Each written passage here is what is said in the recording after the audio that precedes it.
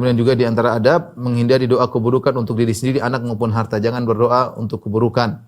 Kata Nabi sallallahu alaihi wasallam, "La tad'u al-anfusikum." Jangan doakan keburukan atas diri kalian. Celaka kita, mampus kita, binasa kita, jangan. Wala tad'u ala auladikum. Mampus kamu, setan kamu, sinting kamu, marah-marah sama anak ngomong yang kasar.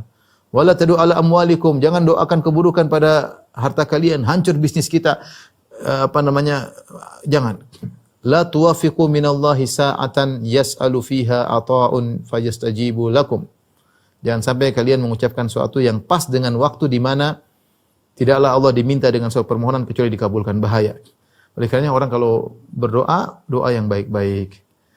Taib, kita selesai dari adab berdoa, kita baca dengan singkat sekarang sebab dikabulkannya doa.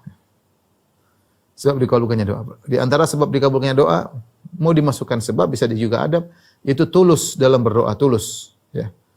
Dalam hadis kata Nabi SAW, "Man talaba syahada sadiqan u'tiyaha, walau lam tusibhu." Barang siapa yang benar-benar tulus, sadiqan, tulus, minta agar bisa mati syahid, maka dia akan dikabulkan meskipun dia tidak mati syahid. Ya. Ketulusan, benar-benar, minta benar tulus, ya Allah, minta tulus. Bukan riya, bukan karena coba-coba, benar-benar tulus. Man sa'alallah syahadata bisidqin, ballaghahu Allahu manazila syuhada wa in mata ala firasyi. Kata Nabi SAW, barang siapa yang mohon kepada Allah untuk bisa mati syahid dengan tulus, maka Allah akan menyampaikan dia pada kedudukan para syuhada meskipun dia meninggal di atas tempat tidur, meskipun tidak berperang. Ini sebab dikabulkan doa adalah tulus dalam berdoa. Tadi sudah disebutkan juga di antara sebab dikabulkan doa berhusnudzon kepada Allah Subhanahu wa taala. Sebab dikabulkannya doa adalah banyak beramal sunnah. Beramal sunnah, segala sunnah yang bisa kita kerjakan. Sufyan Ats-Tsauri berkata, "Law istata'ta alla tahukka ra'saka illa bisunnah faf'al." Kalau kau mampu tidak menggaruk kepalamu kecuali ada dalilnya, maka lakukan. Artinya segala kegiatan kita kalau bisa ada dalilnya. Saya mau begini, ada sunnahnya atau tidak? Saya mau begini, ada sunnahnya atau tidak? Semakin kita sering menjalankan sunnah, sampai akhirnya kita mencapai derajat wali. Kalau sudah mencapai derajat wali, kita berdoa mudah dikabulkan. Kata Allah Subhanahu wa taala dalam hadis qudsi, "Wala yazalu 'abdi yataqarrabu ilayya bin nawafil hatta uhibbahu, fa idza ahbabtuhu kuntu sam'ahu alladhi yasma'u bihi," dan seterusnya. Senantiasa hambaku mendekatkan dirinya kepadaku dengan perkara-perkara sunnah sampai aku mencintainya. Jika aku sudah mencintainya, aku menjadi pendengarannya, penglihatannya, kakinya, tangannya. Wa idza sa'alani la u'tiyannahu. Kalau dia minta kepadaku akan aku kabulkan. Jadi agar mudah dikabulkan oleh Allah, sebabnya adalah berusaha menjalankan sunnah-sunnah Nabi. Yang berikutnya agar sebab mudah dikabulkan doa, makan yang halal, ya. Jangan makan yang haram. Lihat bagaimana bapaknya Imam Bukhari rahimahullah taala ketika meninggal dunia mengatakan, "Saya tidak tahu satu dirham pun saya makan dari dirham yang syubhat. Semua yang saya makan semuanya halal. Tidak ada satu pun yang diragukan tentang kehalalannya." Ya. Makanya dalam satu riwayat disebutkan Rasulullah berkata, "Atib mat'amak takun mustajabad da'wah." Tapi hadisnya diperselisihkan, ya. Atau sanadnya lemah, ya. Nabi berkata kepada Sa'ad bin Abi Waqqas, Sa'ad bin Abi Waqqas adalah seorang yang dikabulkan doanya. Di antara sebabnya katanya beliau selalu makan yang halal. Rasulullah mengatakan, "Atib mat'amak," jadikanlah makanan halal, takun mustajabad da'wah, maka akan mudah dikabulkan doamu. Seorang berusaha makan yang halal, yang ragu-ragu jangan, ya.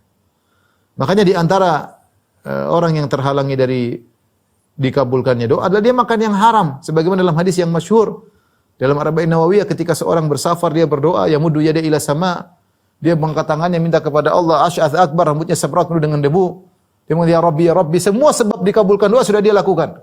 Dia musafir, mengandalkan tangan kedua tangannya ke langit, rambutnya semerawut, dia ulang-ulang doanya, ya Rabbi, ya Rabbi. Tapi kata Nabi, wa mat'amu haram, makanannya haram, wa malbasu haram, masyrabu haram, minumannya haram, pakaiannya haram, wa ghudhiya bil haram, kenyang dari harta yang haram, fa ana yustajabu lahu. Bagaimana mau dikabulkan? Jadi kalau ingin dikabulkan doa, berusaha makan yang halal. Ustaz, bagaimana kalau saya kerja di haram, Ustaz? Apa saya tidak boleh berdoa? Boleh, enggak ada masalah. Berdoa agar semoga diridahkan dari pekerjaan tersebut, agar dapat solusi, berdoa. Sebab bukan berarti, makanya Nabi mengatakan fa anna yustajabu lahu, sulit dikabulkan, tapi bukan berarti tidak dikabulkan, kata Ibnu Daqiqil Id. Bisa jadi seorang melakukan keharaman tetap dikabulkan. Tapi kalau dia ingin bisa dikabulkan, dia tinggalkan hasil yang haram agar mudah dikabulkan.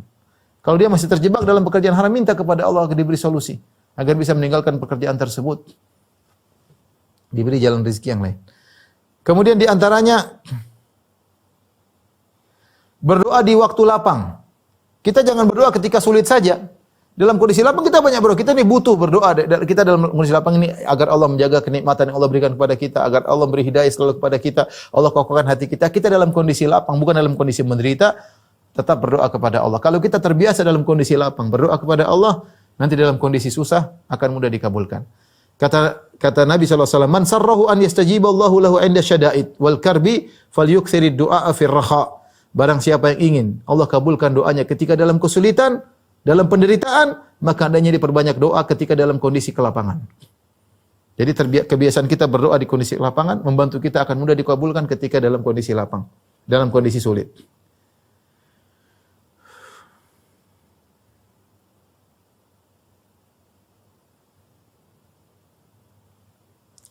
Waktu mau habis ya.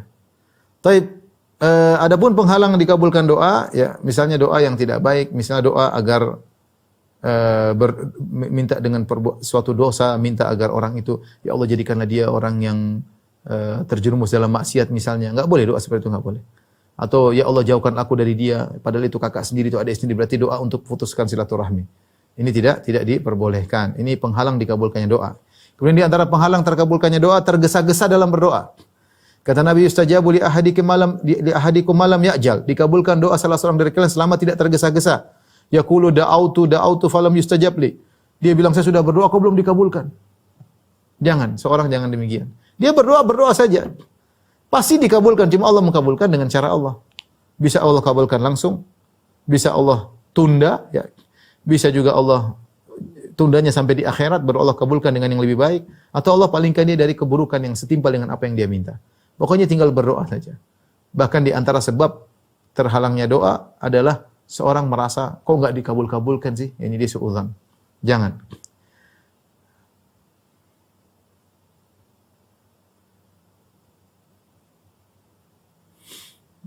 Tentu banyak penghalang, tapi saya cukupkan ini. Taib yang terakhir, waktu-waktu dikabulkan doa. Saya baca cepat-cepat saja.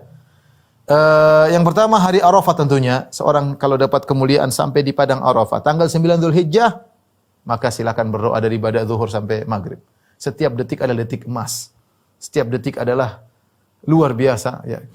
Khairud doa yaumil Arafah. Kata Nabi sebaik-baik doa hari Arafah. Sebaik-baik doa. Makanya Nabi tadi di duhur sampai maghrib berdoa enggak berhenti. Ya. Maka Anda kalau diberi kesempatan oleh Allah sudah keluarkan duit, apalagi haji plus, apalagi haji super plus. Jangan hari Arafah jalan sana, jalan sini, foto sana, foto sini, ngobrol sana, lihat berita, ngapain? Berdoa. Pokoknya begitu waktu habis salat duhur, asar, jamak takdim berdoa. Kalau potong mungkin ngantuk sedikit, istirahat sedikit, kalau enggak makan, sisanya berdoa. Keluar sana di tengah lapangan. Nabi dulu keluar dengan ontanya di bawah terik matahari, Nabi berdoa. Ya. Jadi, waktu hari Arafah ini berdoa sangat tepat ya. Hari Jumat juga waktu dikabulkannya doa, ada dua pendapat yang paling kuat, yaitu sejak imam duduk pada khutbah kedua, dia duduk sampai selesai sholat. Kalau imam duduk, kita boleh berdoa. Demikian juga dalam sholat Jumat, dalam sholat kita berdoa dalam sholat kita, itu juga waktu dikabulkan. Yang kedua adalah ba'da asar, di waktu-waktu terakhir menjelang maghrib. Ya, ini juga waktu mudah dikabulkan ketika hari Jumat.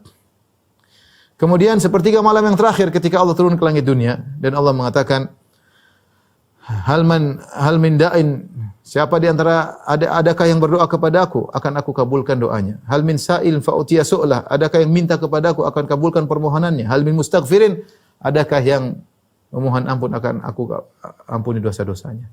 Ya akhi, ini saat-saat indah, tiap malam kita punya kesempatan. Bangun malam ya akhi, meskipun seperempat jam, meskipun 20 menit, meskipun 5 menit. Angkat tangan berdoa kepada Allah Subhanahu wa taala. Allah sedang turun lagi ke dunia, Allah sedang mencari hamba-hambanya yang mau cari muka kepada Allah, mencari perhatian Allah. Saatnya Allah berikan pemberian. Sebab orang-orang tanya, Ustaz saya punya masalah. Saya bilang ente salat tiap malam 1 bulan, insyaallah ada perubahan. Mungkin kalau ente tulis sehari sudah berubah. Kok ragu-ragu? Jangan ragu-ragu, itu bukan coba-coba, ini yakin. Salat malam berdoa tiap malam, masa Allah enggak perhatian? Ente cari muka tiap malam, masa enggak diperhatikan? Orang semua sudah sedang tidur, ente bangun cari muka, masa Allah enggak perhatikan? Allah lebih sayang kepada ente daripada ibu ente kepada ente. Makanya seorang yakin ya, minta kepada Allah di waktu-waktu yang mulia tersebut. Ketika terjaga di tengah malam, kata Nabi SAW, man ta'arra minal lail, siapa yang terjaga di tengah malam, kaget terjaga, maka dia langsung berzikir, la ilaha illallah wahdahu la syarika lah, lahul mulku wal hamdu wa huwa ala kulli syai'in qadir, walhamdulillah subhanallah wa la ilaha illallah Allahu akbar. Wala haula wala quwata illa billah. Zikirnya mudah ya. Cuma la ilaha illallah la syarika lah, lahul mulku wa lahul hamdu wa huwa ala kulli syai'in qadir. Kemudian subhanallah walhamdulillah wala ilaha illallah akbar wala haula wala quwata illa billah. Kemudian dia berdoa. Dia boleh berdoa, Allahumma ghfirli, ya Allah ampunilah aku. Au da'a ustijiba lahu, atau dia berdoa dengan doa apapun maka dikabulkan. Kenapa ini hamba terjaga di tengah malam? Yang pertama dia ingat Tuhannya, luar biasa. Apa balasannya? Yang pertama dia ingat Tuhannya dan dia memuji Tuhannya, dia minta Allah kabulkan. Kita sering terjaga di tengah malam, tiba-tiba mimpi, tiba-tiba terjaga dengar suara, langsung kita la ilaha illallah wahdahu la syarika lahul mulku. Cuma 1 menit enggak sampai. La ilaha illallah wahdahu la syarika lahul mulku wa lahul hamdu wa ala kulli syai'in qadir. Subhanallah walhamdulillah wala ilaha illallah akbar. Allahumma ghfirli. Tidur lagi enggak ada masalah. Tidur lagi atau doa yang lain. Allah kabulkan. Ketika turun hujan juga. Kata Nabi sallallahu alaihi wasallam, "Utlubu istijabatad du'a inda thalath." Mintalah, carilah dikabulkannya doa pada 3 kondisi. Indal tiqa'il juyush, tatkala bertemu musuh dalam peperangan. Wa iqamatis shalah, tatkala menjelang salat dilaksanakan. Wa nuzulil ghaits, ketika turun hujan, ya. Kemudian ketika sujud sudah kita jelaskan tadi, antara adzan dan iqamat dikabulkan. La yuraddud du'a bainal adzan wal iqamah, tidak ditolak doa antara adzan dan iqamat. Kemudian ketika berpuasa hingga berbuka, sedang berpuasa mudah dikabulkan, terutamanya ketika menjelang berbuka. Kemudian ketika sedang dizalimi, berdoa kepada Allah, dakwatul mazlum laisa bainaha wa bainallahi hijab. Sungguhnya doanya orang dizalimi tidak ada penghalang antara dia dengan Allah Subhanahu wa taala. Kemudian di antaranya di malam Lailatul Qadar, jelas ya. Kemudian di antaranya di penghujung salat wajib, dubur salat, ketika kita sedang tasyahud jangan lupa berdoa kepada Allah Subhanahu wa taala. Ketika bersafar ya, dan ketika minum air zam-zam, ma'u zam-zam lima syuribalahu, air zam-zam tergantung niat orang yang meminumnya. Ketika dia minum, dia berdoa dengan doa apapun mudah dikabulkan. Wallahu a'lam bishawab, demikian saja.